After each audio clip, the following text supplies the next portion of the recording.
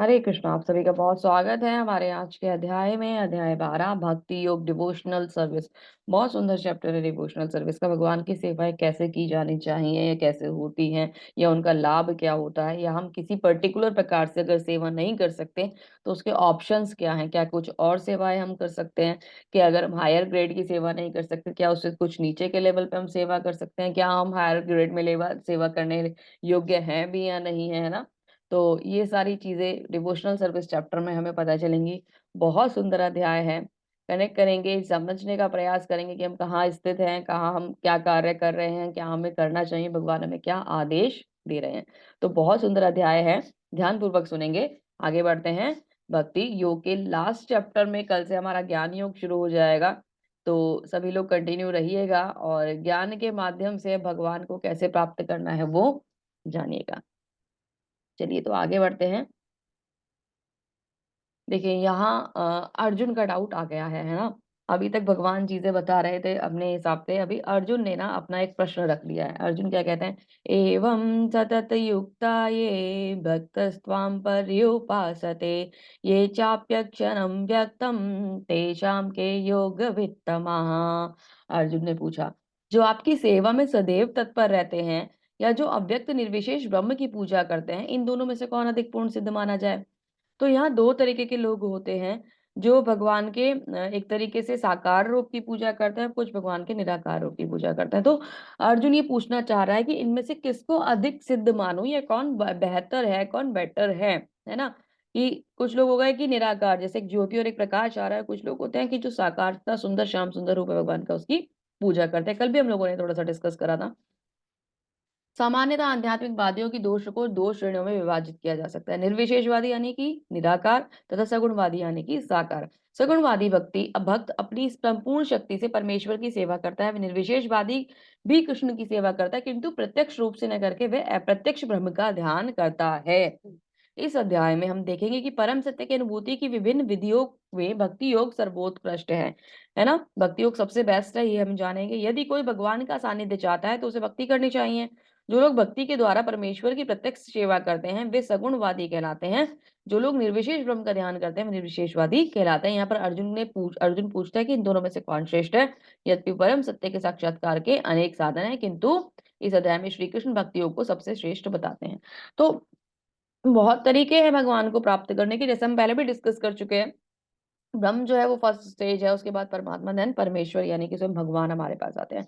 तो जो श्याम सुंदर रूप है वो स्वयं भगवान की सेवा है, साक्षात रूप के दर्शन है। दो बजी श्याम सुंदर रूप हम भगवान का देख कर उनको, कल भी हम डिस्कस कर रहे थे कि अर्च विग्रह जो होते हैं मंदिर के, उनमें इतना सुंदर और इतना भव्य श्रृंगार होता है कि व्यक्ति उसके अंदर बंध जाता है ना। और भगवान के दर्शन से मन मतलब एक तरीके से हटा नहीं पाता है ना, इतना सुंदर साकार रूप है। कई बार मैं आपको चीजें बता चुकी हूँ कि निराकार जो होता है वो कभी भी अपने आप नहीं आता, वो हमेशा किसी ना किसी साकार से आता है। जैसे खुशबू फूल से आती है, प्रकाश सूर्य से आता है ना, हम घर में भी लाइट जलाते हैं तो ना कोई ऑब्जेक्ट होता है जिससे वो आ रही होती है। तो हम लोग मतलब, कोई अगर ये कहे कि सिर्फ निराकार है तो निराकार ही एग्जिस्ट करता है, ऐसा नहीं है। निराकार किसी ना किसी साकार का स्वरूप होता है। ठीक है। तो यहाँ पर इन दोनों की कैटेगरी में से कौन बेस्ट है, या किस रास्ते से हमें चलना चाहिए ताकि हम भगवान की सुंदर सेवा में लग पाए, ये अर्जुन पूछ रहे हैं। तो भगवान आंसर करते हैं। भगवान क्या कहते हैं? मय्या वेश्य मनो ये माम नित्य युक्ता उपासते श्रद्धया पर्योपेतास्ते ये युक्त तमामतः। श्री भगवान ने कहा, जो लोग अपने मन को साकार रूप में एकाग्र करते हैं और अत्यंत श्रद्धा पूर्वक मेरी पूजा करने में सदैव लगे रहते हैं, वे मेरे परम सिद्ध माने जाते हैं। तो मतलब भगवान ही खुद ये कह रहे हैं कि मेरी साकार पूजा करने वाले परम सिद्ध माने जाते हैं। अभी देखो कितना सुंदर श्रृंगार डिवोटीज भगवान का करते हैं, इतना सुंदर, मतलब कि आप उन्हें देखते रह जाओ, देखते रह जाओ और देखते रह जाओ, मन ही ना भरे, है ना? इतना सुंदर भगवान का श्रृंगार होता है। इस्कॉन की तो स्पेशलिटी है प्रसादम और डिटीज का श्रृंगार जो है सबसे सबसे ज्यादा, मतलब चीजें दोनों बहुत पूरे विश्व प्रसिद्ध है ये, है ना? तो इतना सुंदर रूप कोई कैसे नहीं देखेगा? मुझसे तो कोई कहे कि आप कृष्ण को देखो मत, सिर्फ सोच लो कि वो एक कुछ है, तो मतलब मैं बिलीव, मतलब ऐसा नहीं सोच नहीं सकती। साकार रूप है सुंदर इतना भगवान का, क्यों ना देखें हम भगवान का सुंदर रूप? तो भगवान ये कह रहे हैं कि वो मुझे मतलब वो मुझे वो परम सिद्ध हैं, बता रहे हैं जो भगवान की सेवा करते हैं। लेकिन जो लोग अपनी इंद्रियों को वश में करके सबों के प्रति संभाव रखकर परम सत्य का निराकार कल्पना के अंतर्गत उस अव्यक्त की पूरी तरह से पूजा करते हैं, जो इंद्रियों की अनुभूति से परे है, सर्वव्यापी है, अकल्पनीय है, अपरिवर्तनीय है, अचल है, ध्रुव है, वे समस्त लोगों के कल्याण के लिए में संलग्न रहकर अंततः मुझे प्राप्त करते हैं। तो भगवान कह रहे हैं कि देखो, साकार वाले तो सिद्ध ही हो जाते हैं, साकार वाले को तो कोई टेंशन ही नहीं, वो तो डायरेक्टली मेरी पूजा कर रहे हैं। लेकिन जो इंद्रियों को कंट्रोल करके और उस मतलब क्या कहते हैं सर्वव्यापी भगवान की एक तरीके से इमेजिनेशन कर रहा है कि कुछ तो है ना, कुछ तो है जो जिसके द्वारा ये सब चीजें कंट्रोल हो रही हैं, तो वो इनडायरेक्टली मेरी ही पूजा कर रहा है और इनडायरेक्टली मुझे प्राप्त करेगा। पर बेहतर मतलब अब बेहतर वाली बात आ गई ना, तो वो सिद्ध है, ये तो भगवान ने क्लियर कर दिया। तो भगवान क्या कहते हैं, जिन लोगों के मन परमेश्वर में अव्यक्त निराकार रूप के प्रति आसक्त हैं, उनके लिए प्रगति कर पाना अत्यंत कष्टप्रद है।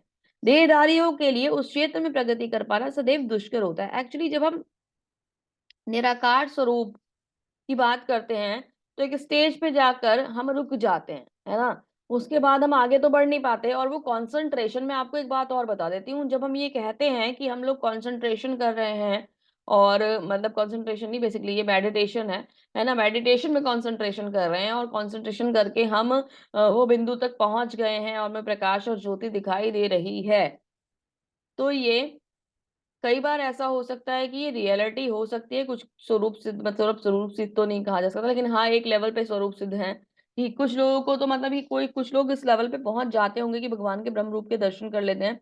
लेकिन कुछ लोगों का ऐसा होता है कि वो हमारा मन ना इतना, मतलब ये कह लीजिए कि एक प्रकार से बहुत चालू है ना। ये क्या करता है कि हमें इमेजिनेशन में वो दिखा देता है, जरूरी नहीं कि हम वहां पहुंचे हों, केवल इमेजिनेशन से ही हम वहां पहुंच गए हैं कि हाँ ये इमेजिनेशन कर रहे हैं कि हाँ ये पॉइंट है, ये हमें दिखाई दे रहा है और यहाँ ज्योति ज्योति दिखाई दे रही है। क्योंकि इतना भी आसान नहीं होता है, ये टेक्निक्स जो होती है इतनी भी आसान नहीं होती है। अच्छा देख भी लिया, पहुंच भी गए, तो वहां जाके रुक जाना, तो फिर आधे रास्ते में ही पहुंचना। जैसे आपने मूवी का ट्रेलर देख लिया, अभी मूवी तो आपने देखी नहीं और कुछ हो रहे हैं कि भाई ट्रेलर बहुत अच्छा था, बहुत अच्छा था, बहुत अच्छा था। अरे मूवी देख तो लो कम से कम, नहीं देखनी है ना, वो ट्रेलर में ही पागल हुए जा रहे हैं। तो वो वाला कॉन्सेप्ट है। तो मतलब ठीक है, आधे अधूरी चीजें हमने जान ली हैं, उस आधी अधूरी को जानकर ही हम प्रसन्नता पूर्वक हर्षित हो रहे हैं। भैया क्या कहते, भगवान क्या कहते हैं, ये तु सर्वाणि कर्माणि मय्या सन्न्यस्य मत्परा अन्येव नैव योगेन माम ध्यायान्तुपासते तेषामहं समुद्रार्ता मृत्यु संसार सागरात् भवामि न चिरात् पार्थ मया वेशित चेतसाम्। जो अपने सारे कार्यों को मुझ में अर्पित करके तथा अविचल भाव से मेरी भक्ति करते हुए, मेरी पूजा करते हुए, अपने चित्त को मुझ पर स्थिर करके निरंतर मेरा ध्यान करते हैं, उनके लिए हे पार्थ मैं जन्म मृत्यु के सागर से शीघ्र उद्धार करने वाला हूँ। तो भगवान क्या कह रहे हैं कि मैं जन्म मृत्यु के सागर को पार कराने वाला हूँ। हमने ये किस में पढ़ा था, हमने एक और श्लोक में पढ़ा था, देवी एषा गुणमयी मम माया दुरात्या वाले श्लोक में पढ़ा था ना, कि हमें प्रकृति के बंधन से कौन बाहर निकाल सकता है, हमें इस सागर से कौन निकाल सकता है ना। तो जिनके हाथ बंधे हुए नहीं है वो हमें वहां से बाहर निकाल सकते हैं। तो वो कौन है, जो इस भव बंधन में नहीं बंधे हैं, वो है स्वयं श्री भगवान। हम इस भव सागर में डूब रहे हैं, पर भगवान जो है पानी से ऊपर है, वो तीनों गुणों से नहीं बंधे हुए हैं। तो जो पानी में डूब नहीं रहा है वही तो डूबते हुए को पार लगा सकता है ना, जिसके हाथ बंधे हुए नहीं है वही खोल सकता है ना दूसरे को, जिसका हाथ बंधन में है।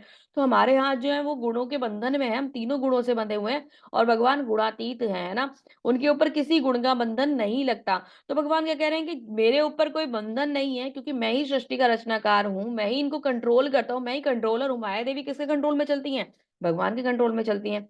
तो क्या कह रहे हैं कि मैं वो हूँ जो आपको मृत्यु संसार सागरात, इस मृत्यु के संसार सागर सागर से पार लगा सकता हूँ। बहुत ही सुंदर ये श्लोका है।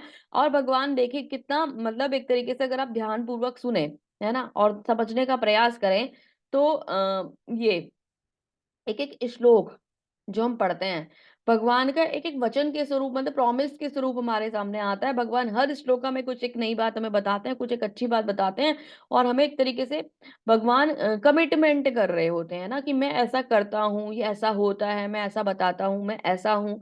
हर जगह एक कमिटमेंट भगवान दे रहे होते हैं, बस समझने का फेर है, हम लोग उसको समझते नहीं हैं और समझते नहीं क्योंकि अज्ञानता है हमारे अंदर बहुत ज़्यादा, तो हम उन बातों को मानते नहीं हैं। अगर भगवद गीता को केवल एकमात्र ग्रंथ भगवद गीता को सही प्रकार से समझकर अपने जीवन में अगर हम उतार लें, तो हम सच में मतलब एक ना बहुत ही अच्छा जीवन जीकर भगवान के श्री चरणों की सेवा प्राप्त कर पाएँगे। क्योंकि बहुत रियलिटी है ये, अगर आप चाहें तो एक ट्राई करके देखना।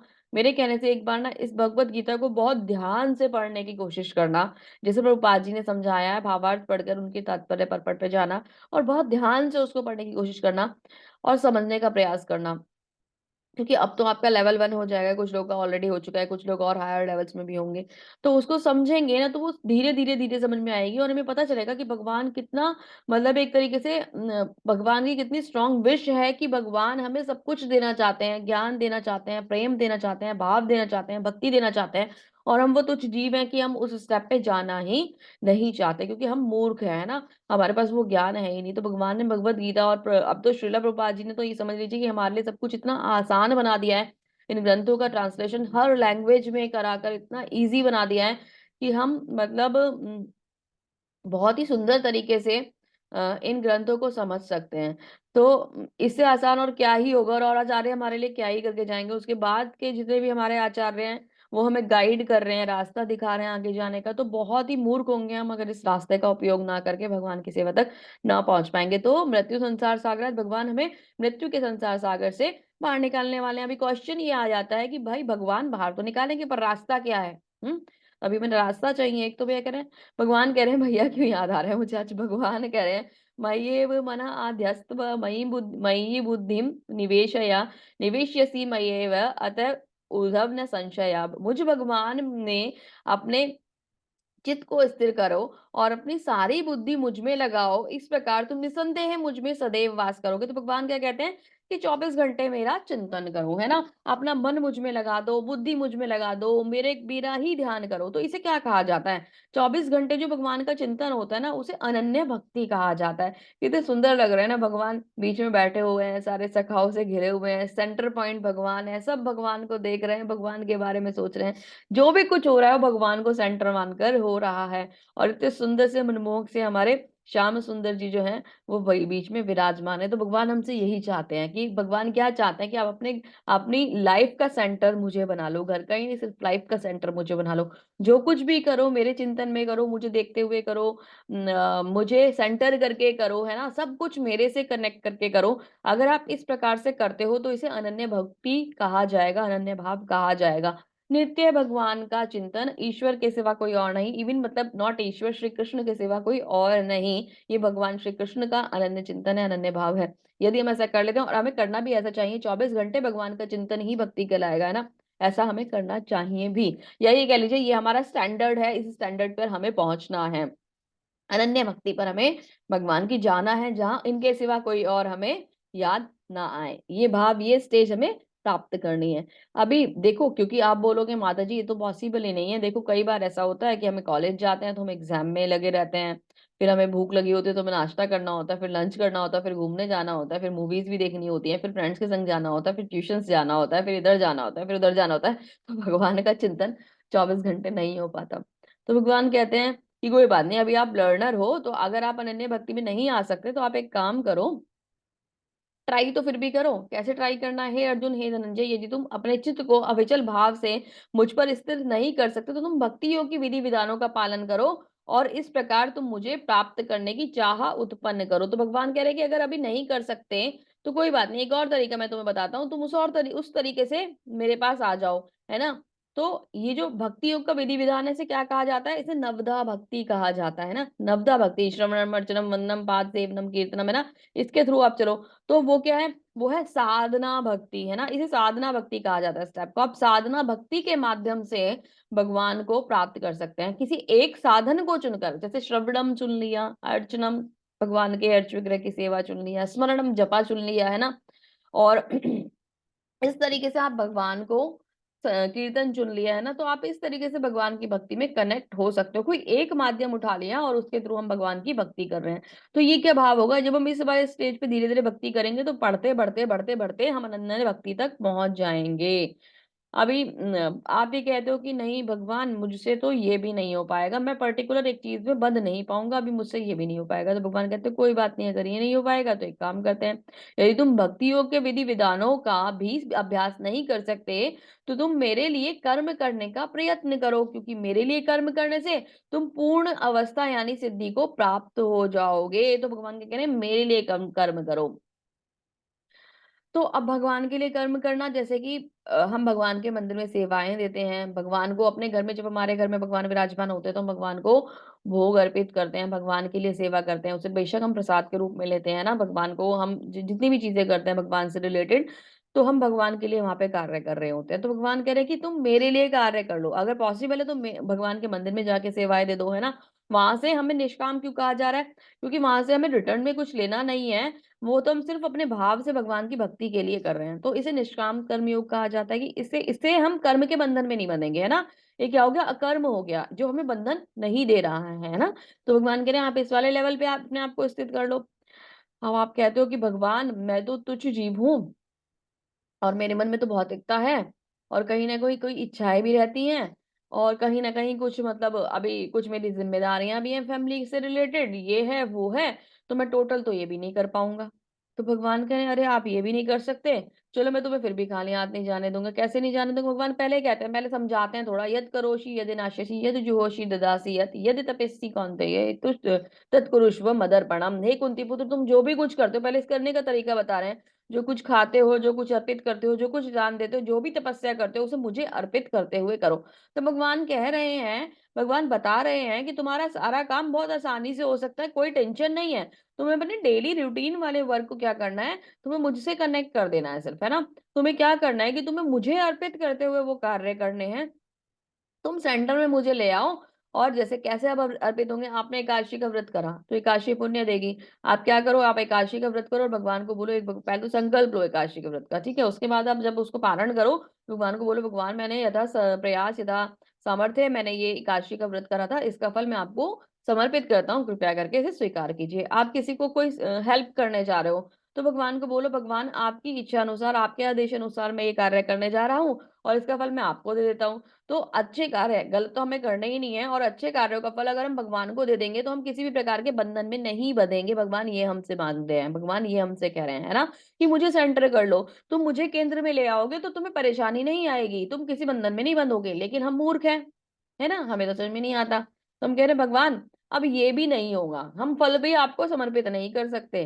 तो भगवान कह रहे अच्छा तुम तो ज्यादा ही बड़े वाले हो। तो भगवान क्या कहते हैं, अगर हालांकि आप इस चेतना से काम करने में असमर्थ हो तो अपने काम के सभी परिणामों को त्याग देने की कोशिश करो, वही जो मैंने आपको बताया, और आत्मस्थित होकर होने की कोशिश करो, मतलब कि भगवान को ही फल दे दो। अब देखो, नंद उत्सव जब होता था, पहली बार जब हुआ था और हर साल जब होता था, तो नंद महाराज कितने सारे उपहार बांटते थे, है ना। और वो सब सब चीजें सबको सबकी इच्छा के उपहार देना तो कर्म बंधन लगेगा ना। लेकिन उसके बाद वो फल को क्या करते थे, भगवान को समर्पित कर देते थे, तो वो किसी भी प्रकार के बंधन में नहीं बनते थे। तो भगवान यही हमसे चाह रहे हैं कि हम भी इसी प्रकार से करें और हम बंधन में ना बंधे, क्योंकि फल भगवान के चरणों में समर्पित कर दें। तो अभी हम क्या कहते हैं कि भाई ये भी पॉसिबल नहीं है। तो आप सकाम कर्म करते हुए भी मतलब फल को अगर भगवान को दे दोगे तो बंधन नहीं लगेगा। लेकिन आप कह रहे हो कि नहीं अभी निष्काम भी नहीं हो रहा और सकाम भी नहीं हो रहा, तो भगवान कह रहे हैं यदि आप इस अभ्यास में भी नहीं जा सकते तो आप अपने आप को ज्ञान में संलग्न करें। ज्ञान से बेहतर हालांकि ध्यान है, और ध्यान से बेहतर कर्म के फल का त्याग है। इस तरीके से के त्याग से मन को शांति मिलती है। तो भगवान कह रहे हैं अभी कुछ भी नहीं आ रहा ना, तो एक काम करो, तुम ज्ञान अर्जित कर लो। धीरे धीरे धीरे धीरे पढ़ोगे, बुद्धि आएगी, ज्ञान आएगा, हृदय में प्रकाश आएगा, तो धीरे धीरे धीरे धीरे ये चीजें सीख जाओगे। हालांकि ज्ञान से बेहतर ध्यान है ना, आप ध्यान के माध्यम से जा सकते हो। और उससे भी अच्छा क्या है, उससे भी सुंदर है फलों का त्याग करना, है ना। आप अपने कर्म के फलों को त्याग कर सकते हो, ठीक है। तो भगवान ने सारे रास्ते बता दिए, एक एक करके सारे रास्ते भगवान बताते जा रहे हैं। और भगवान हमें बोल रहे हैं कि आप कुछ भी करो और मतलब भक्ति में आ जाओ। मेरा ऐसा भक्त जो सामान्य कार्यकलापों पर आश्रित नहीं है, जो शुद्ध है, दक्ष है, चिंता रहित है, समस्त कष्टों से रहित है, किसी फल के लिए प्रयत्नशील नहीं रहता, मुझे अतिशय प्रिय है। तो भगवान कैटेगरी कौन सी चल रही थी कि निराकार या साकार। अभी साकार में भी भगवान क्या बता रहे हैं कि ऐसा भक्त जो किसी फल के बंधन में नहीं बंधा रहता, वो तो केवल और केवल मेरी भक्ति में नहीं मग्न रहता है, वो मुझे बहुत ही ज्यादा प्रिय है, बहुत ही ज्यादा प्रिय है। जिसे पता है, देखो एक बार सोच के देखो आप, जैसे हम कोई भगवान की भक्ति करते हैं या किसी देवी देवता के मंदिर में जाते हैं और हम अपनी लिस्ट लेके जाते हैं, ठीक है, उस लिस्ट में को हम शुरू करते हैं। और इस बार मैं मतलब जैसे 16 सोमवार के व्रत शिव जी के इसलिए रख रही हूँ क्योंकि मुझे अपनी ना रैंक अच्छी लेके आनी है। इस बार मैं 16 सोमवार इसलिए रख रही हूँ क्योंकि मुझे ना जॉब अच्छी चाहिए। इस बार मैं 16 सोमवार इसलिए रख रही हूँ क्योंकि मुझे ना मतलब क्या कहते हैं, प्रमोशन चाहिए। इस बार मैं 16 सोमवार इसलिए रख रही हूँ क्योंकि अब मुझे शादी करनी है। इस बार मैं 16 सोमवार इसलिए रख रही हूँ कि फैमिली लाइफ बहुत अच्छी चलती रहे, है ना।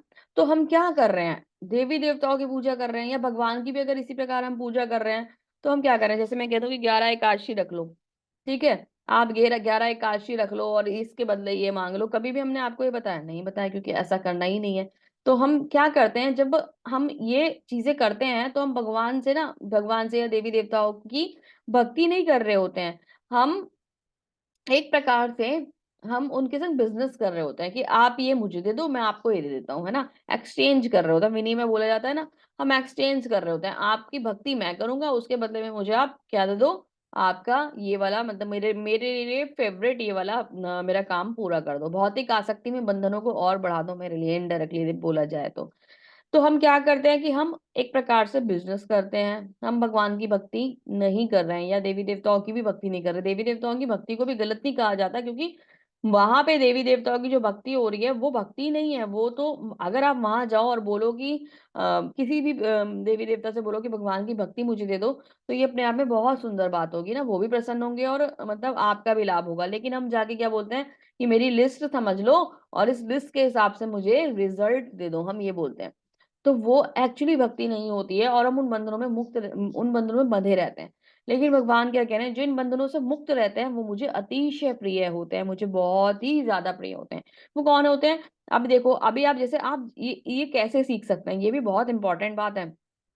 हम आपसे जपा के लिए बोलते हैं कि आप चैंटिंग कीजिए। आप धीरे धीरे चैंटिंग करते हैं। जब आप चैंटिंग करते हैं, भगवान के नाम का जप करते हैं, तो उसमें आपकी कोई भी इच्छा नहीं होती। सिर्फ इच्छा क्या होती है, ये जब कितने सुंदर तरीके से मैं और कर पाऊं, ये जब और कैसे बहुत सुंदर हो पाए, ये जब कैसे करूं कि भगवान मुझसे प्रसन्न हो जाए, ये जब कैसे करूं कि गुरु का जो आदेश है वो पूरा हो जाए, ये जब कैसे करूं कि भगवान के दर्शन हो जाए, है ना।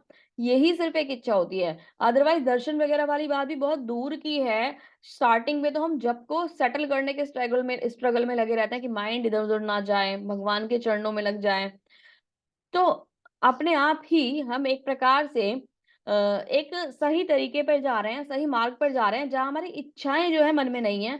कभी भी हमारे मन में ये नहीं आएगा कि 2 माला जप कर लेती हूँ। ये एक अलग बात है कि हम भगवान की भक्ति चाहते हैं, तो उसके लिए हम ये कहें कि हम हमारे परिवार में कोई है, तो अगर वो बिल्कुल ही मतलब एक तरीके से नास्तिक व्यक्ति है, और कई बार मतलब कुछ पूछते हैं लोग कि भाई हम हमारी फैमिली हमें अलाउ नहीं करती, हमें परेशान करती है इस तरीके से, वैसे वैसे कुछ भी अगर कोई बात बोलते हैं, तो हम बोल देते हैं कोई कोई बात नहीं, भगवान से प्रार्थना करो, 1 माला एक्स्ट्रा करो और भगवान को बोलो कि भगवान उनको भी अपनी सुंदर भक्ति दे। तो अगर हम ये कहते हैं तो ये अपने आप में किसी प्रकार का सकाम कर्म नहीं है, कोई फल की इच्छा नहीं है, ना फल से आ सकती है। ठीक है, ये तो आप दूसरों के लिए भी कल्याण का कार्य कर रहे हो कि उनके लिए भी भगवान की भक्ति मांग रहे हो, है ना।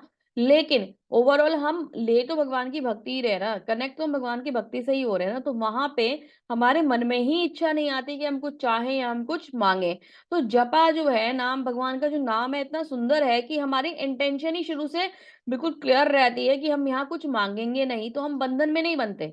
हम ना अपने लिए बंधन बढ़ा रहे हैं ना भगवान से कोई ये इच्छाएं कर रहे हैं, तो हमारा कोई बंधन नहीं है ना। तो मन जो है इसीलिए वो शुद्धता के स्तर पर और आगे बढ़ता चला जाता है।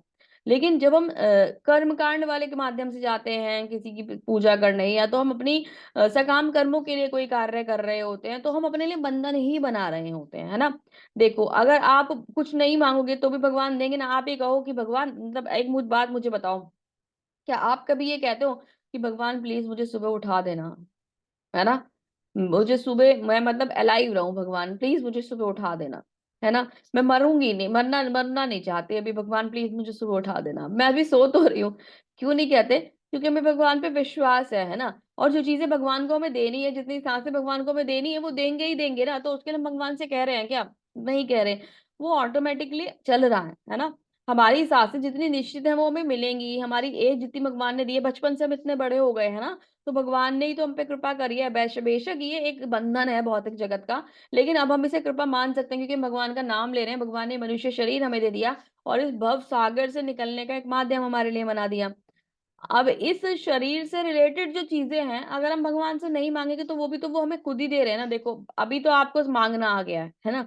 बचपन में जब आपका जन्म हुआ था, तो आपको भूख लगती थी, तो आपकी मम्मी आपके लिए जो भी कुछ भोजन है, या तो भोजन या तो जब दूध पीते थे तो तब दूध, सारी चीजें अरेंज करती थी ना। हमें स्कूल जाते थे, पापा हमारे लिए सारे कार्य काम करते थे ना।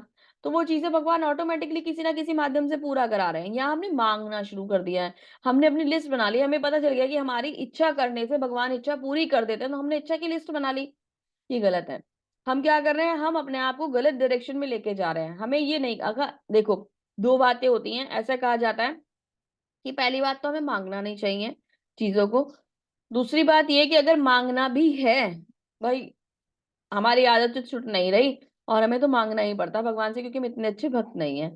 तो भगवान ये कहते हैं, या बाकी जो और वरिष्ठ भक्त हैं या हमारे आचार्य हैं, वो क्या कहते हैं कि अगर मांगना ही है ना, तो सिर्फ भगवान से मांगो, किसी और से मत मांगो आप, है ना। कहीं और मत भटको। भगवान ही है जो हमें हर प्रकार से रक्षा करेंगे और हमें हर चीजों के बंधन से बचा लेंगे। तो सिर्फ भगवान से कहो, वहां पे अगर कहना भी है 1% तो। लेकिन शुद्धता किस बात में है?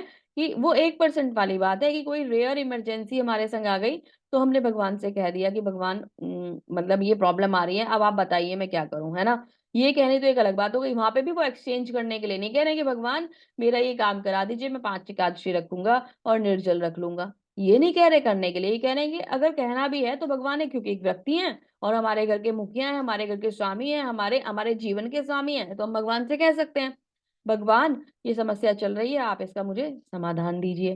तो ये तो हम भगवान से कह सकते हैं, एक्सचेंज हम फिर भी नहीं कर सकते। तो ऐसे भक्ति, जो भक्ति में एक्सचेंज, टॉपिक थोड़ा ज्यादा लंबा खिंच गया, एक्सचेंज नहीं करते, वो भगवान को बहुत प्रिय होते हैं। जो किसी से द्वेष नहीं करता, लेकिन सभी जीवों पर दयालु मित्र है। जो अपने को स्वामी नहीं मानता और मिथ्या अहंकार से मुक्त होता है, जो सुख में दुख में संभाव रहता है, सहिष्णु होता है, सदैव आत्मसंतुष्ट रहता है, आत्म संयमी है, निश्चय के साथ मुझ में मन बुद्धि तथा बुद्धि को स्थिर करके भक्ति में लगा रहता है, ऐसा भक्त मुझे अत्यंत प्रिय है।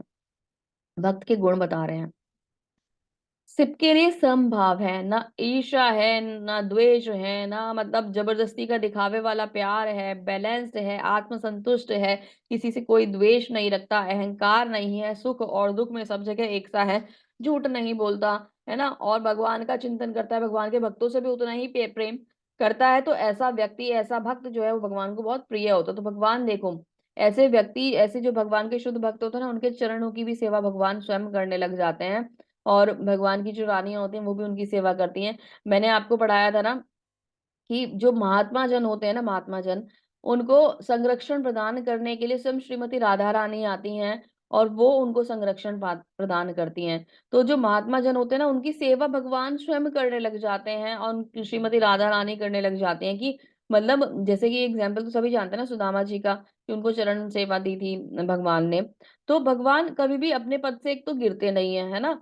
और दूसरे, भगवान ये प्रेम अपने बहुत विशुद्ध भक्तों को देते हैं। क्योंकि भक्त के लिए तो मतलब भक्त, अगर भक्त के लिए भगवान बहुत श्रेष्ठ हैं, तो भगवान के लिए भक्त उससे भी श्रेष्ठ हैं।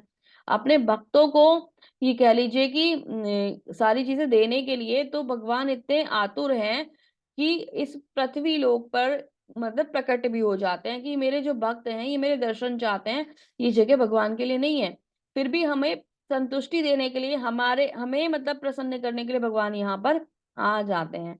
तो ये अपने आप में बहुत बड़ी बात है। जिससे किसी को कष्ट नहीं पहुंचता तथा जो अन्य किसी के द्वारा विचलित नहीं किया जाता, जो सारे दुखों में भय चिंता से में संभाव रहता है, मुझे अत्यंत प्रिय है। ओवरऑल है क्या है कि वो जो बैलेंस रहता है, उसे कोई कष्ट ना हो, उसे कोई परेशानी ना हो, वो भगवान को अति प्रिय है। जो न कभी हर्षित होता है, ना शोक करता है, ना पछताता है, न इच्छा करता है, शुभ अशुभ दोनों प्रकार की वस्तुओं का त्याग कर देता है, ऐसा भक्त मुझे अत्यंत प्रिय है। प्रहलाद महाराज को देख लो, कितना 5 वर्ष की आयु में क्या क्या नहीं झेला, है ना, सब कुछ ही तो परेशानी देख ली उन्होंने।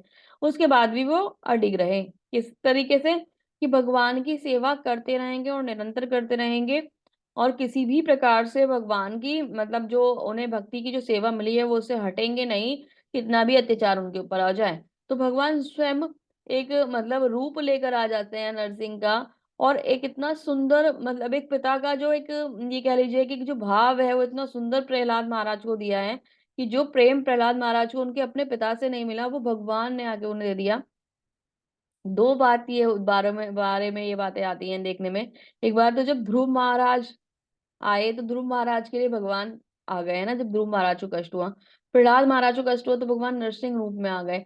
तो ये जो प्रेम है ना भगवान का, कि अगर हमें कष्ट होता तो भगवान हमें मतलब अगर हम टोटल भगवान की भक्ति में लगे होते हैं तो भगवान हमें मतलब उस संबंध से रिलेटेड भी मतलब एक तरीके से कह लीजिए, क्योंकि हमारे पिता भगवान है, हमारी माता भगवान है, पिता माँ भगवान है, भगवान ने पिछले अध्याय में बोला है, हमारे भाई भगवान है, हमारे सखा भगवान है ना, सब कुछ तो भगवान ही है। तो भगवान वो कमी भी हमारे जीवन की पूरी कर देते हैं और अपना प्रेम वाला जो स्वरूप होता है ना वो दिखाते हैं, बहुत ही सुंदर। तो भगवान अपने सुंदर भक्तों के जीवन की हर कमी को दूर कर देते हैं।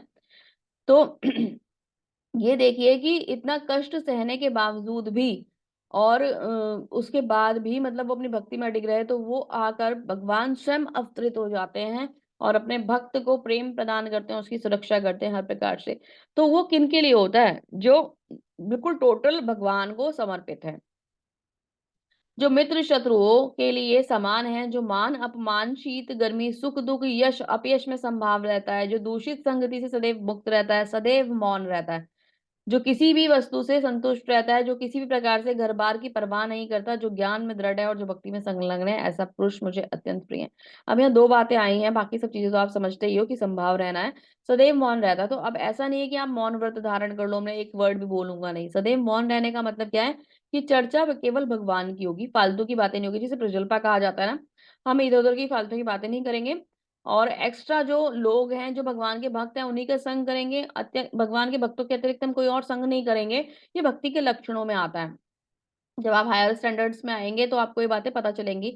तो हम भक्ति के जो एक तरीके से भक्ति के जो एक लक्षण होते हैं ना, तो उसमें वो क्या होते हैं, वो सदैव मौन इन द सेंस की भगवान की ही चर्चा करते हैं और फालतू की बातें नहीं करते। और वो क्योंकि वो फालतू की बातें ना हो इसलिए वो भक्तों का संग करते हैं, और जो केवल भगवान के भक्त हैं ना, जो जनसंग है वो उसको त्याग कर देते हैं, वो किसी भी तरीके से अ, मतलब एक्स्ट्रा लोगों के कनेक्शन में नहीं रहते हैं। इसके लिए एक श्लोक का भी आता है, अत्याहार प्रयाश्च प्रजल्पा नियमाग्रह जनसंग त्यागस्य लौलम च षड्भिर्भक्ति विनिश्यति। तो अगर जो लोग क्या करते हैं, अत्याहारी होते हैं, है ना, प्रयाश्च मतलब बहुत ज्यादा इच्छा करते हैं धन एकत्र करने की, संचय करने की, जो लोग क्या होते हैं प्रजल्पा, यानी कि एक्स्ट्रा लोगों से बात करते हैं ना, आलतू फालतू की बातें करते हैं, कृष्ण के अलावा जो भी बातें करते हैं, ठीक है, जो जन संघ समूह में कनेक्ट रहते हैं, जो कृष्ण भक्त नहीं है उनके संग कनेक्ट रहते हैं, जो लौल्यम यानी कि लालच में फंसे हुए होते हैं, ऐसे लोग जो होते हैं, जो ऐसे व्यक्ति होते हैं जिनके अंदर ऐसे गुण होते हैं, जो ऐसी क्वालिटीज वाले लोग होते हैं, वो भक्ति उनके ना मतलब भक्ति जो है ना कभी बढ़ती नहीं है, शुद्ध भक्ति की तरफ कभी भी जा नहीं सकते। तो भक्त का एक गुण होता है कि वो हमेशा ना इन सब चीजों से बचकर अपना मन जो है भगवान की सेवा में लगा के रखता है। तो हमें क्या करना है, हमें भगवान का सुंदर भक्त बनना है। सदैव मौन का मतलब यहाँ पे क्या है, कि चर्चा अगर होगी तो कृष्ण की होगी, कृष्ण से अलावा इस संसार की चर्चा में मैं कोई भी इच्छा नहीं रखूंगा। ठीक है। उसके बाद घर बाहर की परवाह नहीं करने में मतलब क्या है, कि ऐसा नहीं कि आपको घर छोड़ के चले जाना है और जंगल में जाके तपस्या करनी है। मैं आपको बातें पूरी तरीके से समझा रही हूँ, इसलिए बोर मत होइएगा और उसे ध्यान से सुनिएगा। ये बात है कि हम यहाँ पर घर की कर्तव्य जो हमारे भगवान के हिसाब से, इस जन्म के हिसाब से मिले हैं उन्हें हम पूरा करेंगे, लेकिन इन कर्तव्यों में आसक्ति नहीं रखेंगे, है ना। कैसे, कि यदि आप एक माता हैं, एक पिता है, एक माई है, एक बहन है, पुत्री है, पुत्र हैं, जो भी आप हैं, जो भी आपके कर्तव्य हैं उनको पूरा कीजिए, लेकिन उनके चक्कर में अब बंधनों में ऐसे मत बन जाइए कि अब सिर्फ चिंतन उन्हीं का रहे। जैसे एक माँ है, 24 घंटे चिंतन, मेरे बच्चे ने कुछ खाया नहीं, मेरे बच्चा नहाया नहीं, मेरे बच्चा स्कूल नहीं गया। अरे ठीक है, आप अपनी रिस्पॉन्सिबिलिटीज पूरी करो, लेकिन उसके अलावा एक मनुष्य अगर आप हो तो भगवान का चिंतन आपको करना है, ना कि उस बच्चे का। देखो एक एज तक तो बच्चे को देखभाल करनी पड़ती है, केयर देनी पड़ती है, लेकिन माँ क्या होती है ना, बच्चा 25 साल का हो गया लेकिन पीछे पड़ी है। अरे तूने खाना खा लिया, सुबह भी फ़ोन करेंगी, शाम को भी फ़ोन करेंगी, दोपहर को भी, वो कॉलेज में है, कहीं पे भी है, पागल हो जाती हैं। तो आया नहीं अभी, 5 मिनट लेट हो गए, तो हॉस्टल नहीं पूछा, तो पहुँचा तो ट्यूशन नहीं पहुँचा। मतलब इतना इरिटेट कर देती हैं बच्चों को। लाइव एग्ज़ाम्पल्स मैं अपने आस-पास में देखती हूँ कि बच्चे जो होते हैं ना, फिर होता क्या है कि ना, क्लैशेज़ उस एज में क्या होता है कि ना, आप ज़रूरत से ज़्यादा अगर किसी पे ना एक तरीके से कंट्रोल करने की कोशिश करोगे ना, तो वो उतना ही ज़्यादा आज़ाद होने की कोशिश करता है। मैंने ये चीज़ें देखी हैं। तो होता क्या है कि वो बच्चा ना मतलब इरिटेट हो जाता है, और वो वहाँ से ना कि मम्मी का तो 24 घंटे का यही रहता है, तो वो झूठ बोलना शुरू कर देता है, ठीक है? और झूठ बोलना शुरू कर देता है, फिर ऐसे ही आगे वो फ्रीडम चाहता है, तो वो फिर क्या करता है कि इग्नोर करता है चीज़ों को, माँ-बाप को इग्नोर करता है, रिलेशन खराब हो जाते हैं। उसके मन में क्या आ जाता है कि वो रिस्पेक्ट जो है ना पेरेंट्स की, वो खत्म हो जाती है।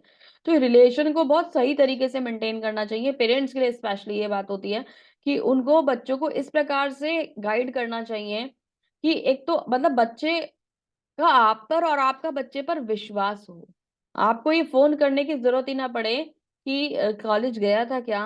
ट्यूशन लिया था क्या? खाना खाया था क्या? डेफ़िनेटली भई देखो, खाने की तो जहाँ तक बात है, जो भूख लगेगी तो वो खाना खाएगा ही, है ना? लेकिन स्टडीज़ में उसका क्या चल रहा है, देखो वॉच तो रखनी चाहिए, लेकिन ज़बरदस्ती का इंटरफेयर एक एज के बाद ना मतलब पेरेंट्स को भी नहीं करना चाहिए। आप उन्हें गाइडलाइन दे सकते हैं, आप उन्हें बचपन से क्यों कहा कह रहे हैं हम ना, कृष्ण भावना भावित कर दो बच्चों को, भक्ति में ले आओ। इसीलिए तो कह रहे हैं, क्यों कह रहे हैं प्रभुपाद जी हमारे आचार्य कह रहे हैं, क्योंकि जैसे संस्कार दोगे वैसा ही बच्चे का आगे का जीवन होगा।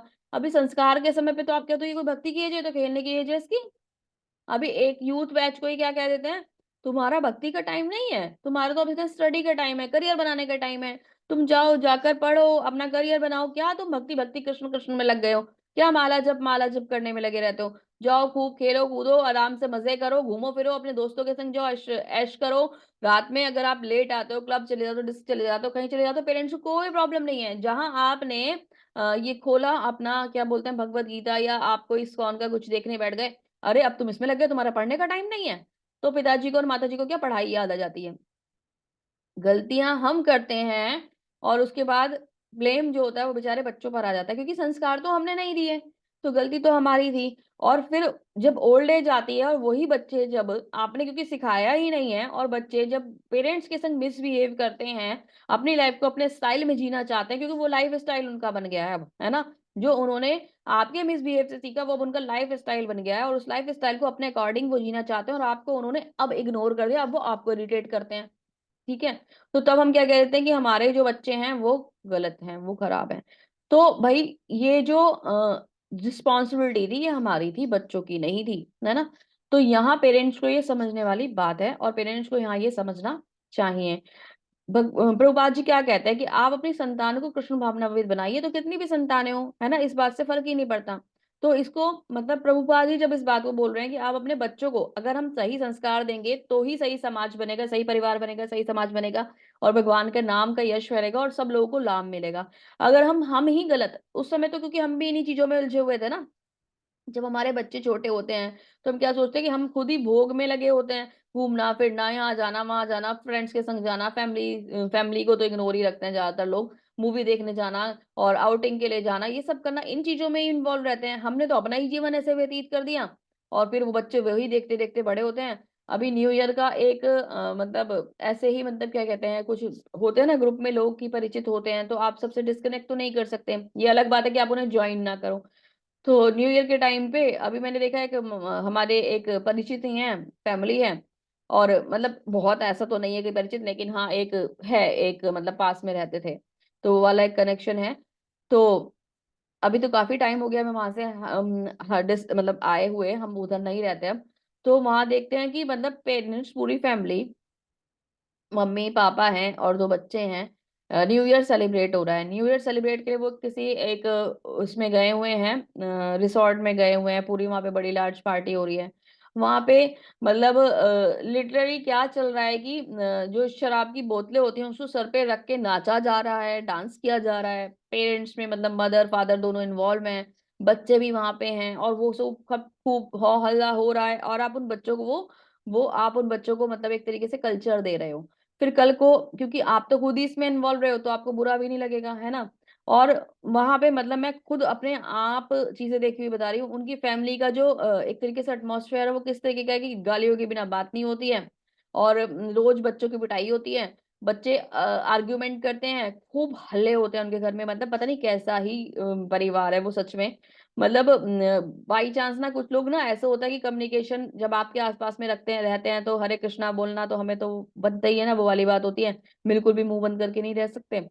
तो फिर जब ये देखते हैं कि भाई ये संस्कार है, अब तो हालांकि हम लोग वहां से शिफ्ट हो गए हैं, तो मैंने तो उनको अपने कांटेक्ट लिस्ट में से ही रिमूव कर दिया कि देख के हम ही क्यों फालतू में अपना टाइम वेस्ट करेंगे। हालांकि हम लोग ये चीजें देखने के लिए व्हाट्सएप कभी यूज नहीं करते हैं, लेकिन फिर भी क्या होता है कि कुछ इन्फॉर्मेशन जो होती हैं वो व्हाट्सएप पे भी अभी शेयर हो गई ना, कि व्हाट्सएप पे भी बहुत सारी चीजें पता चल जाती हैं कि कोई कहीं पे कनेक्ट है कोई नहीं है, तो कुछ इन्फॉर्मेशन के लिए भी तो वो चीजें क्लिक हो जाती हैं, या ऑटो क्लिक पे चला जाता है, तो वो चीजें सामने आ जाती हैं। हालांकि हमें टाइम वेस्ट नहीं करना चाहिए इन चीजों में।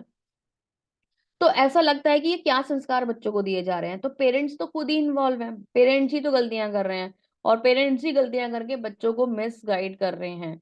तो मेरी रिक्वेस्ट है सभी से, अगर कुछ सुन रहे हैं या फैमिली में मैसेजेस पहुंचते हैं, तो आप अपने बच्चों को राइट, आप लोग तो बहुत स्पेशल हैं, ये बात आप लोगों की हो ही नहीं रही है, तो इसलिए आप लोग माइंड मत कीजिएगा, ये उन लोगों के लिए है, क्योंकि आपकी फैमिली तो बहुत सुंदर है कि उन्होंने आपको अलाउ किया कि आप भगवान की भक्ति और सेवा कर पा रहे हैं, और ये परिवार के ही संस्कार होते हैं कि बच्चे परिवार की वजह से, देखो अगर आपकी फैमिली चाहे तो आपको ऑब्जेक्ट कर सकती है, लेकिन नहीं कर रही है, या किसी भी प्रकार से अगर थोड़ा ऑब्जेक्ट करती भी है तो धीरे धीरे आपके साथ आ रही है, तो ये अपने आप में एक बहुत बड़ी बात है, और भगवान की कृपा आपके ऊपर है। ये बात उन लोगों की हो रही है जो भगवान की भक्ति में ना तो खुद लगे हैं और ना अपने बच्चों को लगे रहने देना चाहते हैं, तो ये उनकी बात हो रही है। मेरा टॉपिक आज बहुत ज्यादा लंबे हो रहे हैं, तो इसके लिए मैं आपसे क्षमा चाहूंगी, लेकिन जब कोई बात आती है ना तो वो डिस्कस, मतलब अगर फिर ऐसा नहीं होता कि आप उसे डिस्कस ना करो, कभी मतलब चीजों को समझाना भी जरूरी हो जाता है। जो इस भक्ति के अमर पथ का अनुसरण करते हैं और मुझे ही अपना चरम लक्ष्य बना लेते हैं, श्रद्धा सहित पूर्ण रूपेण संलग्न रहते हैं, वे भक्त मुझे अत्यंत प्रिय हैं। तो भगवान क्या बता रहे हैं कि मुझे वो लोग बहुत ही प्रिय हैं जो मेरी भक्ति में, मेरे सेवा में लगे रहते हैं और मुझे ही अपने जीवन का लक्ष्य बना लेते हैं। तो समरी होती है इस चैप्टर की, प्रभुपाद जी क्या बताते हैं इस चैप्टर को समराइज करते हुए, इस अध्याय में परम सत्य की जो निराकार धारणा वर्णित है उसकी संस्तुति उस समय तक के लिए की गई है जब तक मनुष्य आत्म साक्षात्कार के लिए अपने आप को समर्पित नहीं कर देता। दूसरे शब्दों में, जब तक उसे शुद्ध भक्ति संगति करने का अवसर प्राप्त नहीं हो जाता, तभी तक निराकार धारणा का लाभ प्राप्त हो सकता है ना। बहुत क्लियर है कि जब तक भगवान का साकार रूप देखने के वो लायक ना हो जाए तब तक वो निराकार में चल सकता है, या उसे शुद्ध भक्तों का संग ना मिल जाए। परम सत्य की निराकार धारणा में मनुष्य कर्म फल के बिना कर्म करता है, आत्मा तथा पदार्थ का ज्ञान प्राप्त करता है। यह तभी तक आवश्यक है जब तक वह शुद्ध भक्ति की संगति प्राप्त ना हो। सौभाग्यवश यदि कोई शुद्ध भक्ति की संगति में सीधे कृष्ण भावनामृत में संलग्न हो जाता है तो उसे आत्म साक्षात्कार के इतने सोपान पार करने नहीं होते। भगवत गीता के माध्यम से 6 अध्यायों के माध्यम से भक्ति का वर्णन हुआ है और वह अत्यंत हृदयग्राही है।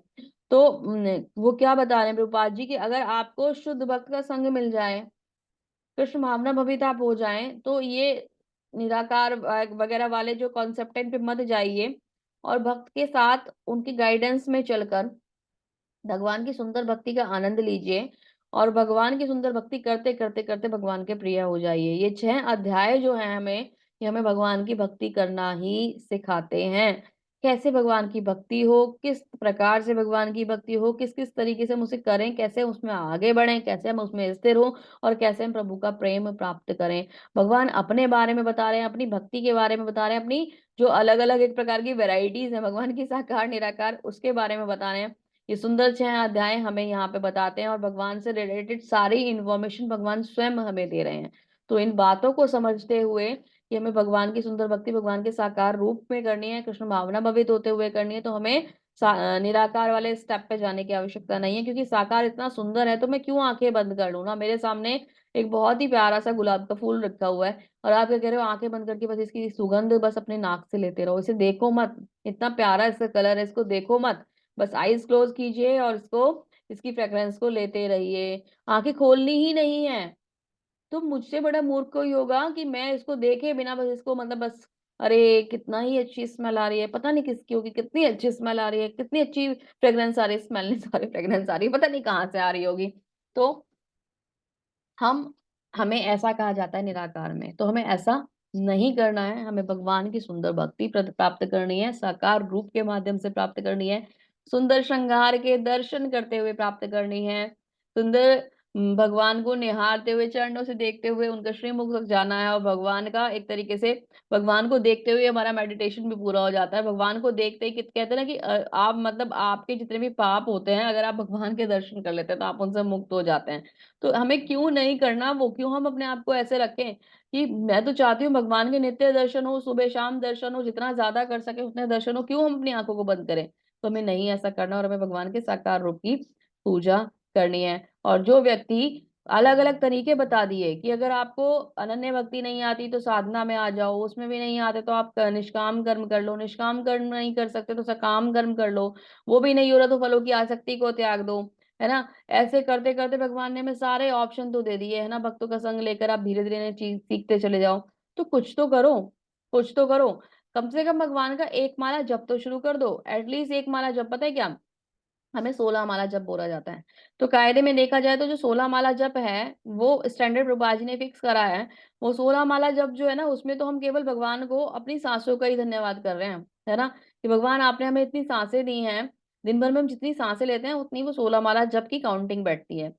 तो हम क्या करते हैं कि हमें ना इतनी सांसें मिली हैं तो हम केवल सांसों का, भगवान ने हमें ये घर दिया है, हमें ये शरीर दिया है, हमें एजुकेशन दिया है, हमें बुद्धि दी है, हम पढ़ रहे हैं, हम ज्ञान अर्जित कर रहे हैं, हमें एक सुंदर परिवार दिया है जिसमें हम रह के भगवान की भक्ति कर पा रहे हैं, सूरज दिया है, पृथ्वी दी है, आकाश दिया है, इन सबका तो धन्यवाद हम कर ही नहीं रहे ना।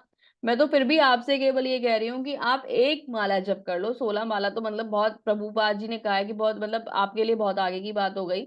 लेकिन अगर देखा जाए तो हम अगर 100 माला भी करें तो वो कम है भगवान का धन्यवाद करने के लिए। लेकिन प्रभुपाद जी ने हमें 16 माला पे लाके रोक दिया केवल। और उसमें भी मैं आपसे कह रही हूँ केवल एक माला से शुरू कर लो, एक राउंड से आप शुरू कर लो। तो आपको अपने आप ही फील होगा कि उस ईश्वर को कम से कम कुछ भी धन्यवाद भी नहीं दे रहे तो उनके नाम को मतलब किसी भी प्रकार से जप लो। ये भी ओवरऑल हमारे लिए, आप धन्यवाद उन्हें क्या दे रहे हो, आप तो अपना ही कल्याण कर रहे हो, भगवान के नाम का जप भी ले रहे हो, कर रहे हो ना। तो इसमें भी आपका बेनिफिट है। कह तो हम ये रहे कि भगवान के नाम का जप करो, लेकिन कर तो आप कर रहे, इसमें भी अपने लिए ही रहे हो, भगवान के लिए नहीं कर रहे हो। आप कर रहे हैं इसमें भी कहीं ना कहीं हम, हमारा उद्देश्य है कि हम भगवान का प्रेम चाहते हैं, है ना। हम अभी यहाँ पे भी हमारी डिमांड चल रही है, लेकिन ये डिमांड बुरी नहीं है, इसलिए इस बात को बोला जाता है कि आप इसे करो, है ना। तो ये ओवरऑल तो हमारे बेनिफिट के लिए ही हो रहा है। जिस दिन हमें ये समझ में आ जाएगा उसी दिन आप इस मार्ग पर पूरी तरीके से आगे बढ़ जाएंगे। तो अगर भक्ति योग के माध्यम से आप कुछ भी सीख पाए, तो मेरी रिक्वेस्ट है कि जो लोग जप नहीं करते हैं वो एटलीस्ट 1 राउंड जप शुरू करेंगे। और इस भगवत गीता के भक्ति योग को आपने सीखा, समझा, उसका लाभ लिया, तो जीवन भर इस लाभ को लेते रहेंगे और भगवान की भक्ति में निरंतर लगे रहेंगे। अभी आगे और कुछ बाकी है जानना कि ज्ञान कैसे हमें भगवान की भक्ति में और दृढ़ बनाता है, उस बात को समझना है। तो कल चैप्टर में बने रहेंगे और क्लास में कनेक्ट रहेंगे। तो मिलते हैं कल के अध्याय में और शुरू करते हैं नया अपना सेक्शन ज्ञान योग का। तब तक के लिए आप सबका बहुत बहुत धन्यवाद। हरे कृष्णा।